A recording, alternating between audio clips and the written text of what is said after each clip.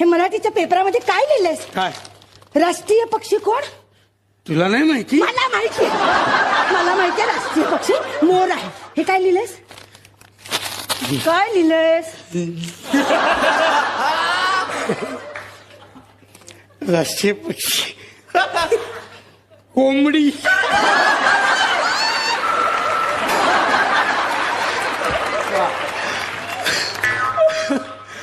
काय लिहिलंयस? कोंबडी.